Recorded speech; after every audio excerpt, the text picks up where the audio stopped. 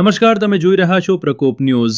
બનાસકાંઠા જિલ્લાના ચરોતર હાઈવે પરથી એક મોટા અકસ્માતના સમાચાર સામે આવ્યા છે। પ્રાથમિક માહિતી મુજબ હાઈવે પર અચાનક ગાય આવી જતા બસ, ટ્રક અને કાર વચ્ચે ટ્રિપલ અકસ્માત સર્જાયો છે। ઘટના સ્થળે પોલીસ સહિતની ટીમો પહોંચી ગઈ છે। જો કે ઈજાગ્રસ્તો કે જાનહાનિ અંગે હજુ સુધી કોઈ સત્તાવાર પુષ્ટિ થઈ નથી। ચાલો સીધા જોડાઈએ અમારા સંવાદદાતા શૈલેષ ઠાકોર સાથે। આભાર। હું હાલમાં બનાસકાંઠા જિલ્લાના ચડોતર હાઈવે પર છું, જ્યાં ગાય અચાનક રસ્તા પર આવી જતા તેને બચાવવાના પ્રયાસમાં બસ, ટ્રક અને કાર વચ્ચે ટ્રિપલ અકસ્માત સર્જાયો હોવાનું સામે આવ્યું છે। અકસ્માતમાં ત્રણેય વાહનોને નુકસાન પહોંચ્યું હોવાનું જાણવા મળી રહ્યું છે।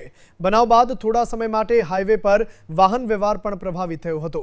ઘટનાની જાણ થતાં પોલીસ ઘટના સ્થળે પહોંચી તપાસ શરૂ કરી છે। હાલમાં કેટલા લોકો ઈજાગ્રસ્ત થયા છે અથવા કોઈ જાનહાનિ થઈ છે કે નહીં તેની સત્તાવાર માહિતી હજુ જાહેર કરવામાં આવી નથી।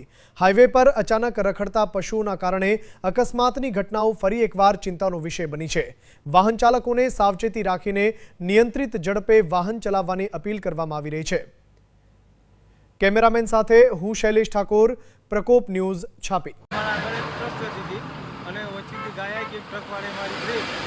हमारा एसटीओ ड्राइवर तो ब्रेक मारी पण गाड़ी ट्रकना पाछळ घुसी गई। हमारा पाछळ एक माणूस फोरव्हील वाળો આવતો હતો એ પણ અંદર ઘુસી ગયો। ગાય આવી ઢાકાણા બનાવ બનવા માંગે છે।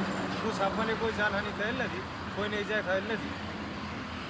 સરકારને અમને નમ્ર અપીલ કે આ જે રોડ ઉપર ગાયો ફરી રહી છે, ગાયોના કારણે બહુ અવારનવાર અકસ્માતો થતા જ હોય છે, તો કે આ ગાયોની કંઈક સારી એવી વ્યવસ્થા કરે કે આવી રીતે અવારનવાર એક્સિડન્ટ ના થતા રહે।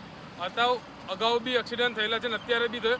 અત્યારે કોઈને માનહાનિ થઈ નથી, કોઈને ઈજાગ્રસ્ત થયા નથી, બધા સહી સલામત જ છે।